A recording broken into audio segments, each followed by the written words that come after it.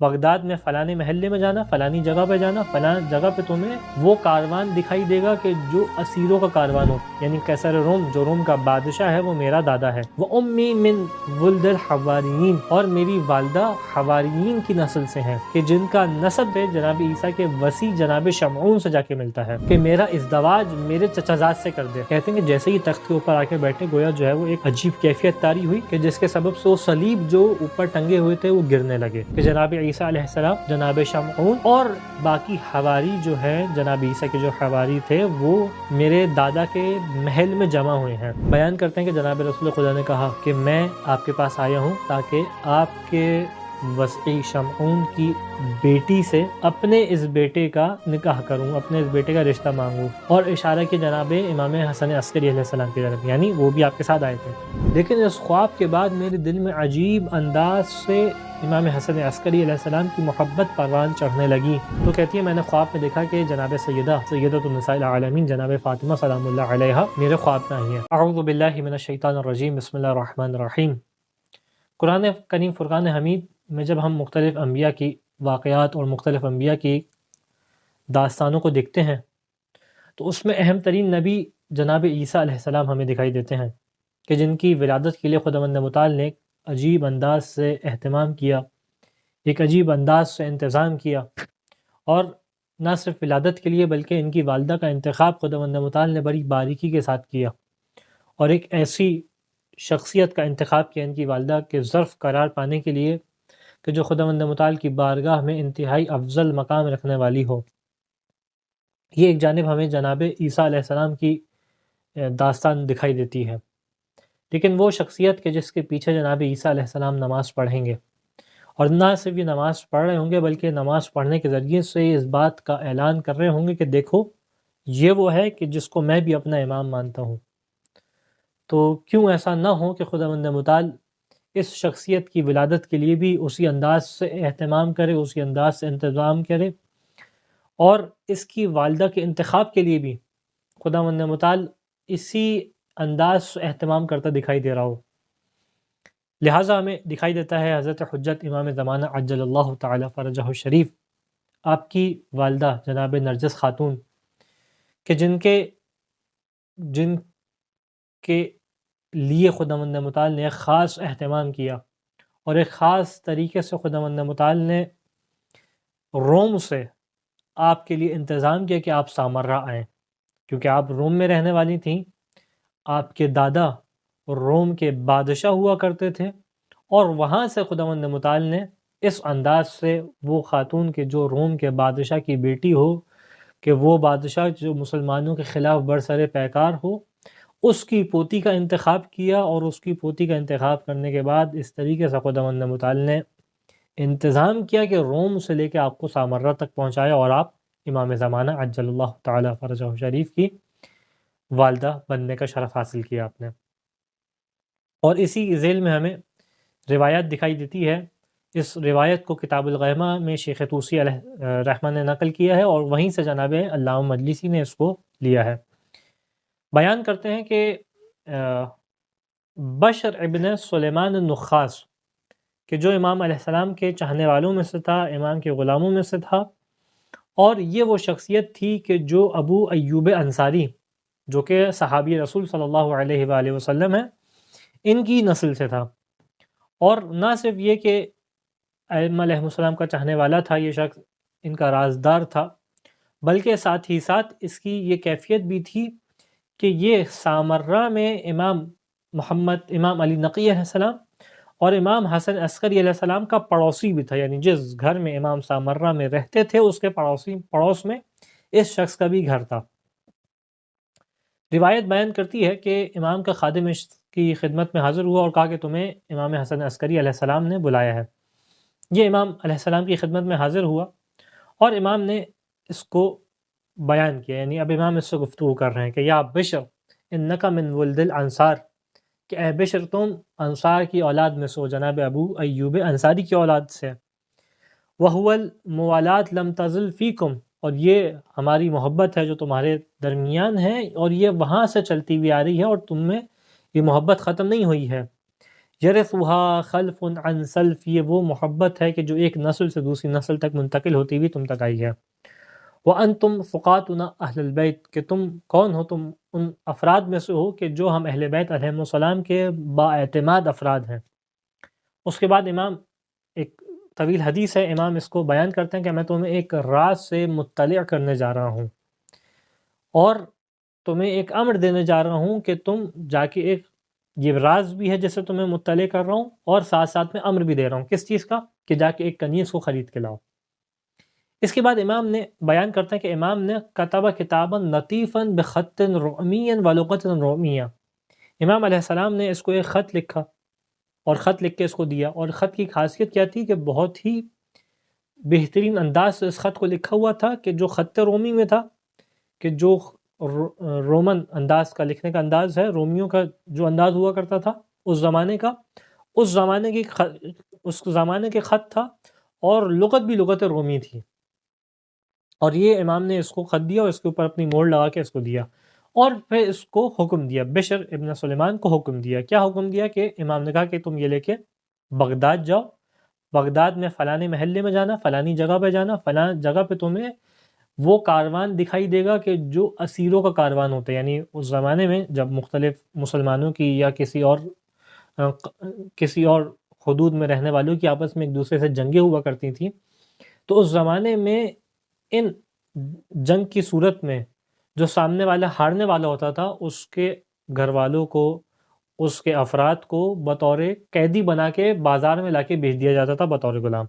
اور یہ اس زمانے میں بہت جو ہے وہ رائج معاملہ تھا اس انداز سے۔ تو انہوں نے بیان کیا کہ دیکھو تم جب وہاں پہ بغداد میں جاؤ گے فلانے محلے میں، تو تمہیں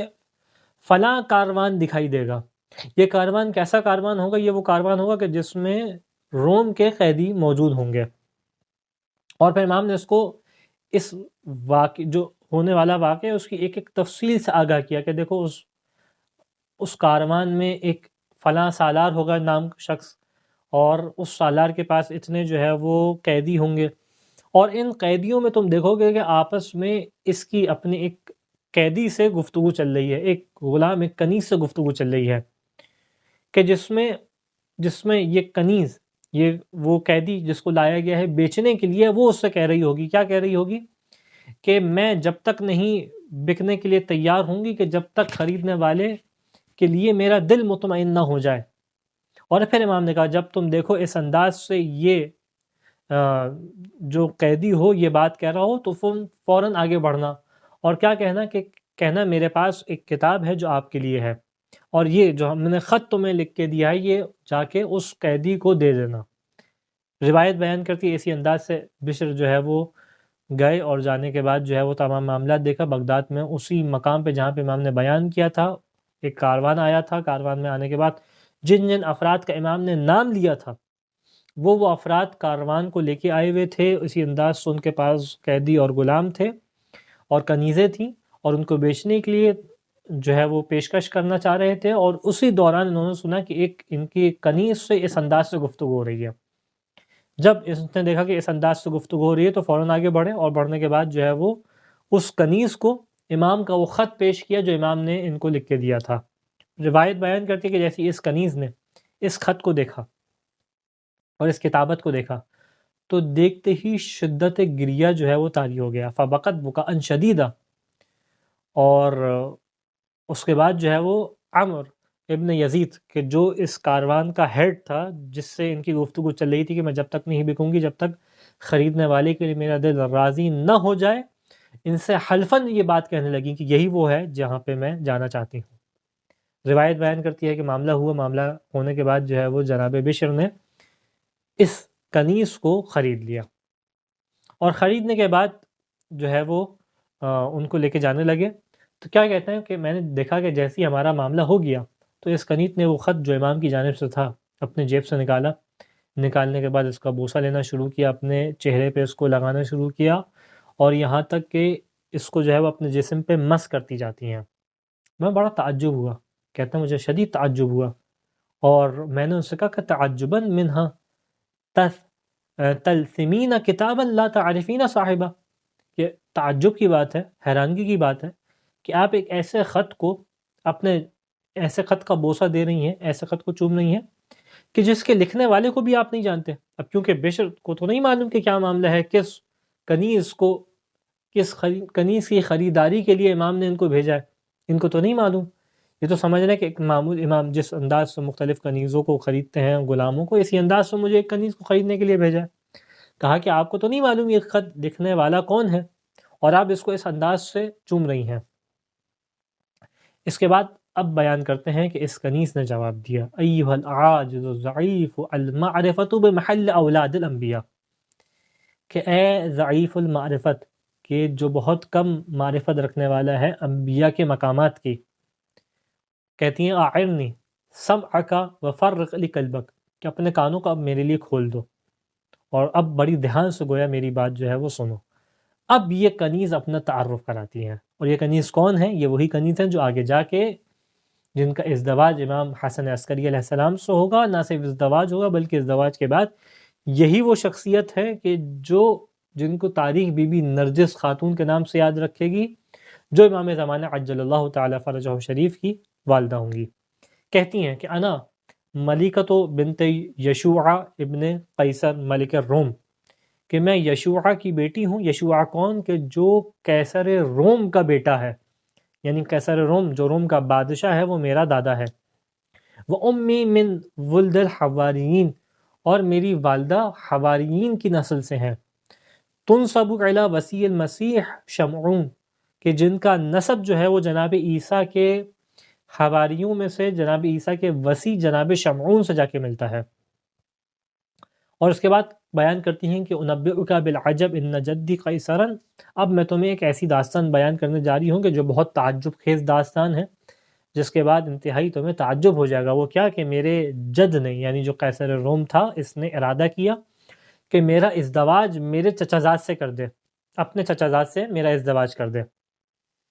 یہاں تک کہ بیان کرتی ہیں کہ جب ازدواج کا اس نے اس طریقے سے ارادہ کیا تو جتنے بھی اپنے قصر میں حواریون کی نسل میں سے تھے ان سب کو بلایا،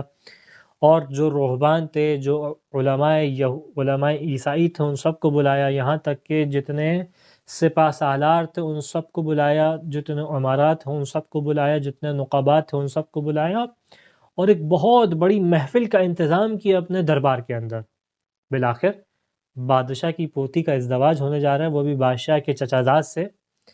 تو انتظام تو بنتا ہے. لہٰذا اس انداز سے قصر روم کے اندر یہ محفل کو سجایا گیا. بیان کرتی ہیں کہ جب یہ محفل سج گئی، تمام لوگ آ گئے، اور جو میرے دادا کا چچا زاد تھا جن سے ازدواج ہونے جا رہا تھا، ان کو جو ہے وہ ان کو بلایا گیا، اور یہ جو ہے وہ ایک تخت کے اوپر آ کے بیٹھے کہ اب جو ہے وہ ازدواج کے رسومات ادا ہوں. کہتے ہیں کہ جیسے ہی تخت کے اوپر آ کے بیٹھے، گویا جو ہے وہ ایک عجیب کیفیت طاری ہوئی کہ جس کے سبب سے وہ صلیب جو اوپر ٹنگے ہوئے تھے وہ گرنے لگے. گویا جو ہے وہ لرزہ طاری ہوا اس قصر کے اندر، اور وہ صلیب جو ٹنگے ہوئے تھے وہ کیا ہونے لگے؟ گرنے لگے. جیسے ہی علماء عیسائیوں نے اس منظر کو دیکھا کہ جو اب کیونکہ دربار کے اندر ہے تو معمولی علماء نہیں ہیں، عیسائیوں کے جو سب سے بڑے ترین علماء ہیں ان کو بلایا گیا ہے، وہ اس محفل میں شرکت کرنے والے ہیں، ان کے پاس انتظام ہے اس محفل کا. تو کہتے ہیں جیسے ہی ان اساقفہ نے دیکھا، اساقفہ وہ افراد کے جو علماء عیسائیوں کے سب سے ہائی ڈگری پہ جو ان کے افراد ہوتے ہیں، جیسے ہی انہوں نے دیکھا ایک دم سے حیرانگی کے ساتھ کھڑے ہو گئے. نہ صرف کھڑے ہوئے بلکہ انجیل کے صفحات کو نشر کرنے لگے، انجیل کے صفحات کو جو ہے وہ سامنے پیش کرنے لگے، یعنی اس خاطر کہ یہ بلا ٹل جائے. لیکن بیان کرتی ہیں اس کے بعد بھی یہ مشکل ٹلی نہیں، بلکہ وہ جو صلیب گرنے لگے تھے وہ گرتے ہوئے زمین پہ آ کے دھس گئے. نہ صرف ایک جانب یہ معاملہ ہوا بلکہ ایسا جھٹکا محسوس ہوا کہ جس کے سبب سے عرش کے پائے جو تھے ان کے اندر بھی لرزہ طاری ہوا، اور یہ بھی اپنے مقام سے ڈھہنے لگے. جیسے کہ اپنے مقام سے ڈھہنے لگے تو وہ افراد کے جو عرش کے اوپر بیٹھے ہوئے تھے وہ بے ہوش ہو گئے اس سبب سے. جیسے ہی یہ تمام منظر دیکھا کس نے؟ علماء عیسائیوں نے. تو یہ انتہائی حیران ہونے لگے، ان کے چہرے کی رنگت گویا تبدیل ہو گئی، اور اور یہ ان میں جو ان کا سب سے بڑا تھا وہ آگے بڑھ کے کہنے لگا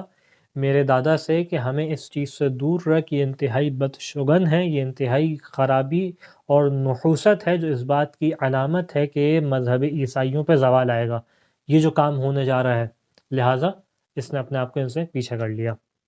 بیان کرتی ہیں کہ اس واقعے کو میرے دادا نے بھی بڑے ہی بدشگنی کے انداز سے اس کا انٹرپریٹیشن کی، اس کو لیا،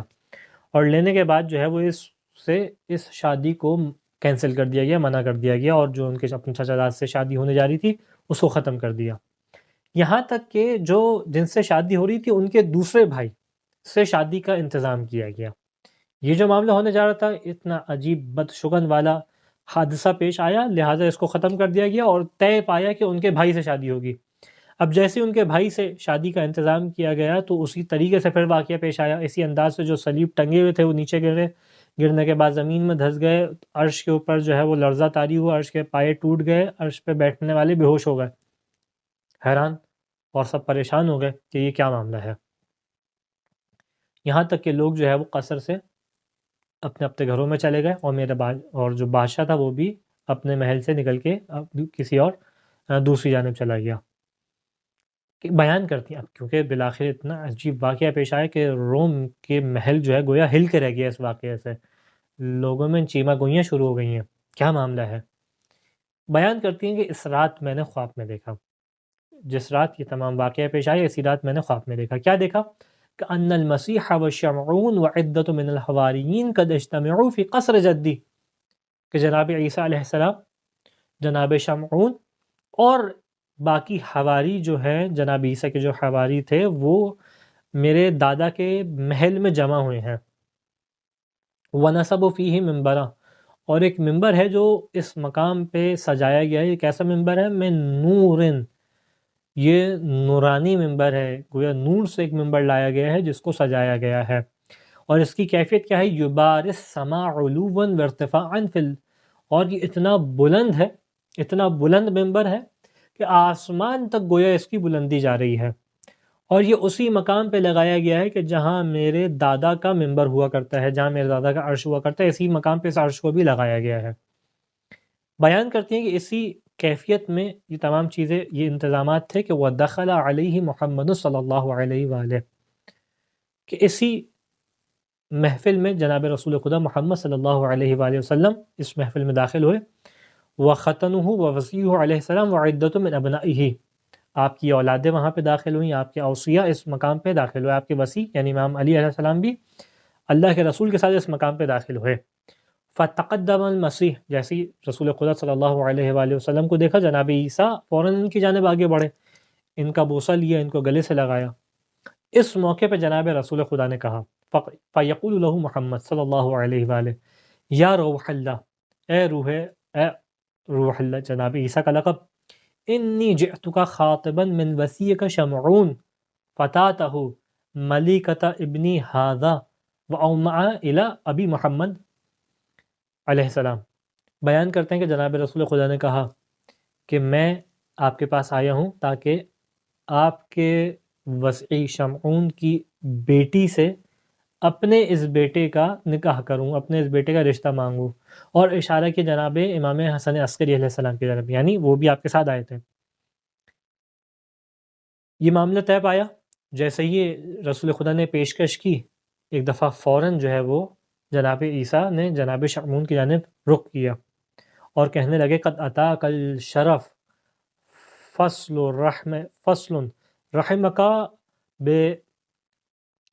رحمک برحم آل محمد علیہ السلام، کہ آپ کے پاس انتہائی شرف ہے جو یہ چل کے آیا ہے، یعنی اے شمعون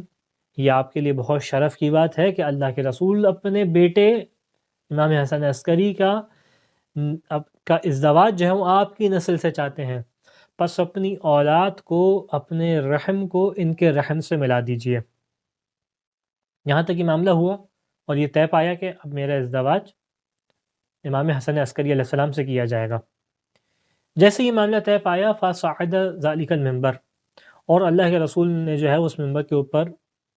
زیب تن ہوئے اور اس ممبر کے اوپر جانے کے بعد خطاب کیا اور اس خطاب کے بعد جو ہے وہ میرا ازدواج کر دیا کس سے؟ امام حسن عسکری علیہ السلام سے۔ بیان کرتے ہیں معاملہ ہوا، ازدواج ہوا، رسول خدا بھی موجود تھے، جناب عیسیٰ موجود تھے، ان کے حواری موجود تھے، رسول کے اولادیں موجود تھیں، یہ سب موجود تھے، اور یہ ازدواج ہو گیا۔ کہتی ہیں اس کے بعد میری آنکھ کھل گئی۔ اب بیان کرتی ہیں کہ اس خواب کو میں نے کسی کو بیان نہیں کیا، اس خواب کو کسی کو بھی بیان نہیں کیا۔ کیوں؟ مجھے خوف تھا، کیونکہ یہ بادشاہ روم کی بیٹی ہیں جو اسلام کے خلاف ہے، اسلام سے جنگ کرنے والا ہے، تو اس خواب کو میں نے کسی کو بیان نہیں کیا۔ کیوں؟ مجھے خوف تھا اس بات کا کہ جو ہے وہ اس خواب کے سبب سے میرے اوپر غضبناک نہ ہو، میرا جد یعنی بادشاہ میرے اوپر غضبناک نہ ہو، لہذا میں نے بیان نہیں کیا۔ لیکن بیان کرتی ہیں کہ ضرب صدری بمحبت ابی محمد علیہ السلام، لیکن اس خواب کے بعد میرے دل میں عجیب انداز سے امام حسن عسکری علیہ السلام کی محبت پروان چڑھنے لگی۔ ایک عجیب انداز سے میرے دل میں ابی محمد کی محبت تھی جو جس کا احساس میں اپنے وجود میں کر رہی تھی۔ یہاں تک کتنی شدید محبت ہو گئی، حتی امتنعت من الطعام والشراب، یہاں تک کہ میں نے کھانا پینا چھوڑ دیا۔ اتنی بے چین ہو چکی تھی میں، ان کی محبت میں اس طریقے سے گرفتار ہو چکی تھی۔ یہاں تک نتیجہ کیا ہوا کہ میرا جسم پورا جو ہے وہ کمزور پڑنے لگا، کیونکہ میں کھا پی نہیں رہی تھی، اور میں شدید مریض ہو گئی۔ یہاں تک کہ خود یہ بادشاہ روم بھی پریشان ہو گیا کہ کیا معاملہ ہو گیا ہے میری پوتی کے اوپر، اس طریقے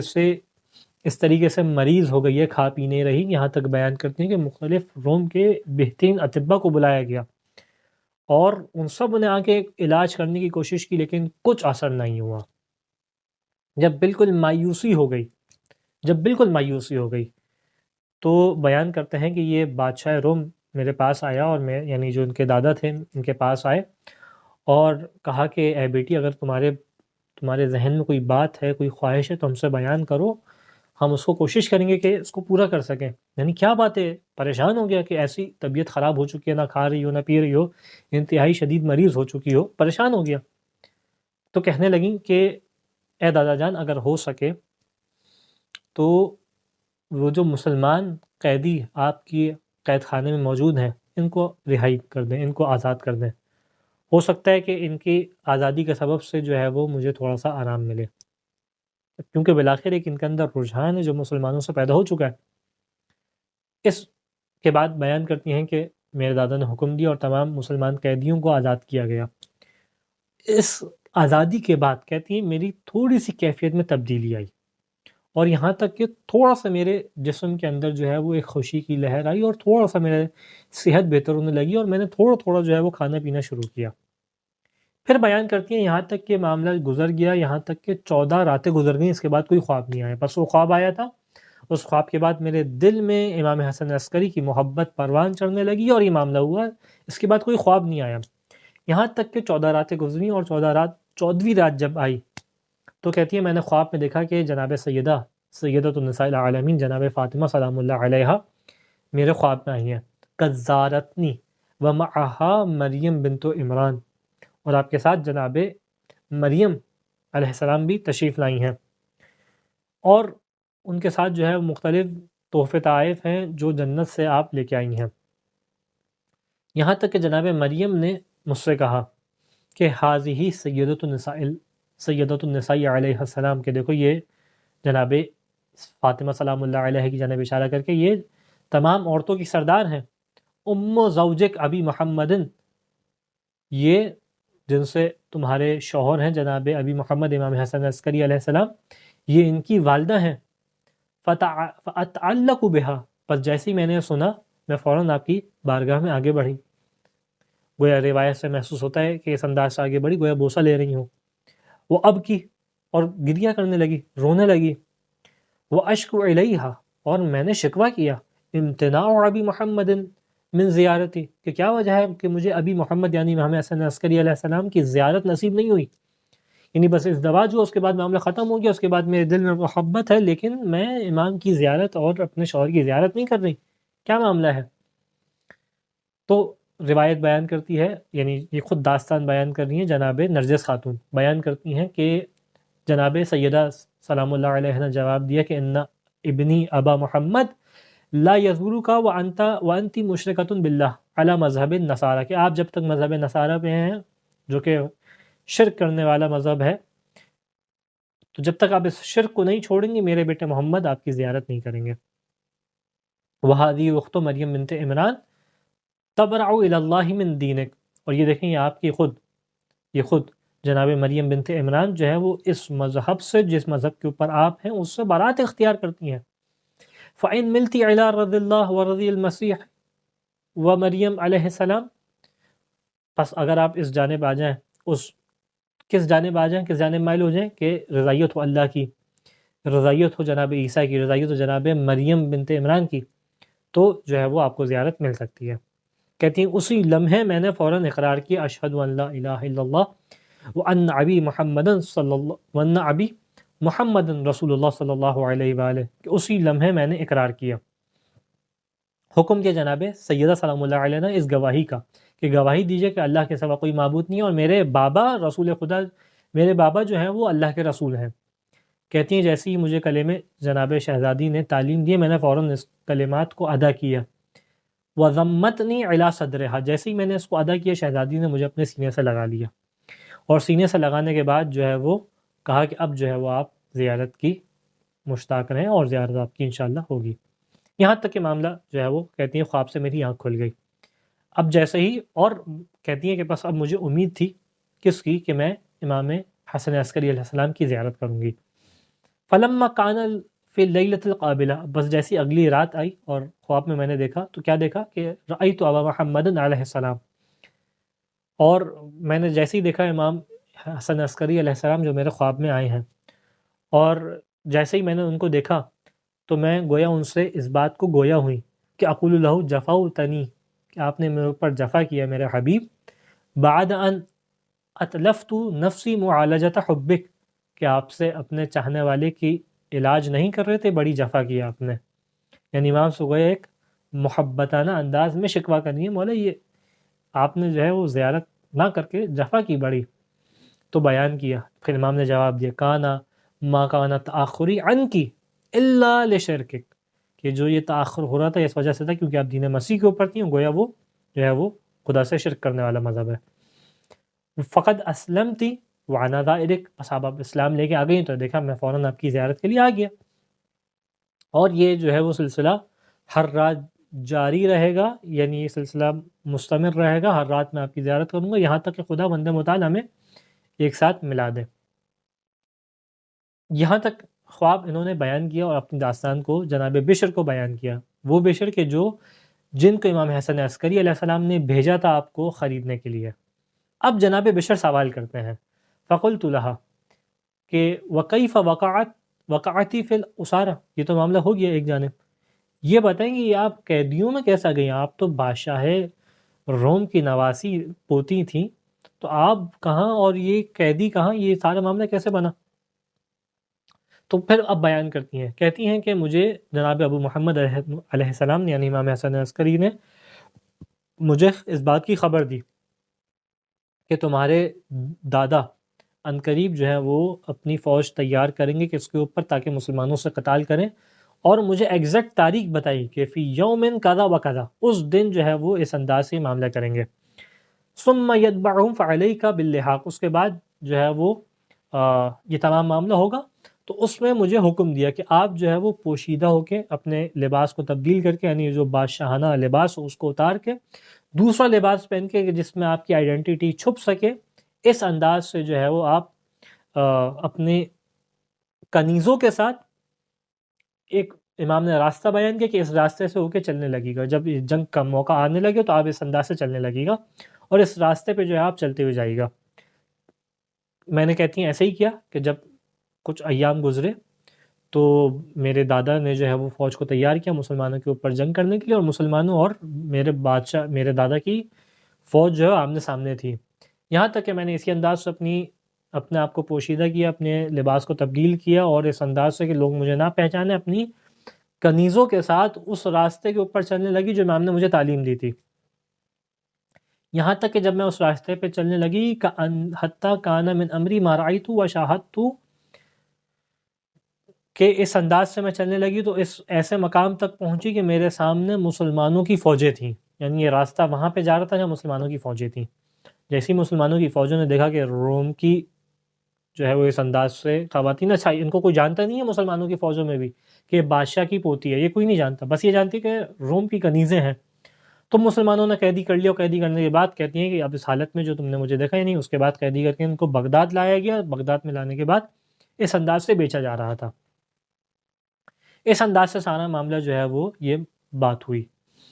اس کے بعد بیان کرتے ہیں جناب بشر، کیونکہ یہ روایت جو ہے وہ خود جناب بشر بیان کر رہے ہیں، پوری بیان کرتے ہیں. اس کے بعد جو ہے وہ ہم سامرہ آئے. سامرہ میں آنے کے بعد امام حسن عسکری علیہ السلام کی خدمت میں ان کو پیش کیا، اور جیسے امام نے ان کو دیکھا تو دیکھنے کے بعد کہا کیف اراک اللہ عز الاسلام وذل النصرانیہ، کہ اللہ نے کس انداز سے دیکھیں آپ کو دکھایا کہ اسلام کو معزز کیا اور نصرانیوں کو ذلیل کیا. یعنی خود اس سے معلوم ہوتا ہے کہ وہ جنگ جو ان کے جد نے، ان کے دادا نے جس کا آغاز کیا تھا، وہ اس جنگ کے اندر ان کو شکست ہوئی ہے. وشرف محمد و اہل بیت علیہ السلام، اور جناب رسول خدا اور اہل بیت کو اس کے ذریعے سے سرخرو کیا. اور یعنی گویا پوچھنا چاہ رہے ہیں کہ آپ کو کیسا احساس ہوا ان تمام چیزوں کے بعد؟ تو بیان کرتی ہیں کیف عاصف لک یا ابن رسول اللہ ما انت اعلم بہ منی، یعنی خود کتنا عظیم ایمان اب ان کا ہو چکا ہے، کس بلند درجہ ایمان پہ ہیں. کیا کہا؟ جواب نہیں دیا مجھے کیسا محسوس ہوا، کیا ہوا. کہا کہ میں اس چیز کو آپ کی خدمت میں کیسے بیان کروں کہ جس کے بارے میں آپ مجھ سے زیادہ بہتر جانتے ہیں. یعنی جو میرے ذہن میں آنے والے خیالات ہیں مجھ سے زیادہ بہتر آپ اس کو جانتے ہیں، میں کیسے آپ کی خدمت میں اس کو بیان کروں. اس کے بعد روایت بیان کرتی ہے کہ امام علیہ السلام نے ان کے سامنے ایک سوال پیش کیا. کہا کہ قال انی احب ان اکرمکی فایما احب الیکی 10,000 دینار ام بشرا لکی. کہا کہ دیکھیں میں آپ کے اوپر میں اس بات کو پسند کرتا ہوں کہ آپ کے اوپر ایک کرامت کروں. اب یہ بتائیں کہ آپ کس چیز کو پسند کرتی ہیں، 10,000 دینار آپ کو دوں یا ایک خوشخبری آپ کو سناؤں؟ تو جواب، اور ایسی خوشخبری کہ بشرا لکی بشرف العبد، ایسی خوشخبری جو ہمیشہ رہنے والی آپ کے لیے شرف تا قیامت، گویا آپ کے لیے جو ہے وہ شرف کا سبب بنے گی ابد تک. صرف قیام ہی نہیں بولا، ابد تک آپ کے لیے جو ہے وہ شرف کا سبب بنے گی. تو شہزادی نے جواب دیا بشرا بولدن لی. اچھا امام نے کیا کہا تھا؟ امام نے کہا تھا کہ آپ کو خوشخبری دوں، یہ نہیں بتایا تھا کس چیز کی خوشخبری. شہزادی نے خود بڑھ کے جواب دیا کہ مجھے میرے بیٹے کی بشارت دیں. یعنی یہ بھی اس بات کو جانتی ہیں کہ مجھے میرا انتخاب کیا گیا ہے اس کے لیے کہ جس کے ذریعے سے تمام جو ہے وہ خداوند متعال کے دین کو گویا نصرت ملے گی. تو اب امام بیان کرتے ہیں، یعنی جناب بشر بیان کرتے ہیں کہ امام علیہ السلام نے ان سے کہا کہ اب شری آپ کو مبارک ہو، بے ولدن ایک ایسے بیٹے کی مبارک بات ہو، یملک الدنیا شرفن و غربن، کہ جو شرقن و غربن، کہ جو دنیا تمام شرق و غرب یعنی مشرق و مغرب دونوں میں اس کی حکومت ہوگی. یملع الارض قسطا و عدلا کما ملعت ظلما و جورا، جو کہ دنیا کو اس انداز سے عدل و انصاف سے بھر دے گا جس انداز سے یہ ظلم و جور سے بھری ہوئی ہوگی. یہاں تک کہ روایت بیان کرتی ہیں امام حسن عسکری علیہ السلام نے اپنی پھوپھی جناب حکیمہ خاتون سلام اللہ علیہ کو بلایا، اور بلانے کے بعد جو ہے وہ جناب نرجس خاتون کو ان کے حوالے کیا اور ان کے لیے تعلیم دی کہ یا بنت رسول اللہ خذیہا الی منزلک، کہ آپ ان کو اپنے گھر لے جائیں. وعلمیہا الفرائض و سنن، اور وہاں پہ جا کے ان کو واجبات اور سنن اور مستحبات کی تعلیم دے. فإنہا زوجۃ ابی محمد، پس یہ جو ہے وہ ابی محمد یعنی امام حسن عسکری علیہ السلام کی نسل کی زوجہ ہے. اچھا روایت میں جو ملاقات ہو رہی ہے ان کی آنے کے بعد وہ امام علی النقی علیہ السلام سے ہو رہی ہے. کہ تمام جو مکالمے میں نے آپ کے سامنے پیش کیا کہ جناب بشر ان کو سامرہ لے کے آئے، سامرہ میں امام کی خدمت میں پیش کیا، یہ امام علی نقی علیہ السلام ہے. ابھی تک امام حسن عسکری علیہ السلام سے ان کی اس طریقے سے ملاقات نہیں ہوئی ہے، بس جو ملاقات ہوئی ہے وہ خواب کے اندر ہوئی ہے. یہ تمام مکالمہ امام زمانہ کے بارے میں بشارت دے رہے، تمام کس کا؟ امام علی نقی علیہ السلام. اور بیان کیا کہ یہ کون ہے؟ وہ ام القائم علیہ السلام، جو قائم آل محمد ہے، جن کا اب یہ میرے الفاظ ہیں، جن کا وعدہ گویا اللہ کے رسول کی زبان سے ہوتے ہوئے تمام ائمہ کی زبان پہ جن کا ذکر ہوتے ہوئے آیا ہے، یہ ان کی والدہ ہونے والی ہیں۔ اس انداز سے ہمیں یہ مقام و منزلت دکھائی دیتی ہے جناب نرجس خاتون کی، جو کائنات کی افضل ترین خواتین میں سے ایک خاتون ہے، کہ جن کو خداوند متعال نے خاص شرف عطا کیا، اس انداز سے خاص انتظام کیا گیا ان کے لیے کہ کہاں روم میں بادشاہ کی پوتی تھیں، کس انداز سے وہاں سے ان کو سامرہ لایا گیا، سامرہ میں ازدواج کیا۔ یہ تمام خدا کا انتظام ہے کس کے لیے؟ اس شخص کی ولادت کے لیے، اس شخص کی ماں کے لیے کہ جس کے سبب سے قیامت رکی ہوئی ہوگی، کہ جس کے سبب سے دنیا ظلم و جور سے بھری ہوئی دنیا عدل و انصاف سے بھر جائے گی۔ اور خداوند متعال سے دعا ہے کہ ہمیں شہزادی کی معرفت نصیب فرما، شہزادی سے بہترین انداز سے توسل کرنے کی توفیق عطا فرما۔ وآخر الدعوانا ان الحمد للہ رب العالمین۔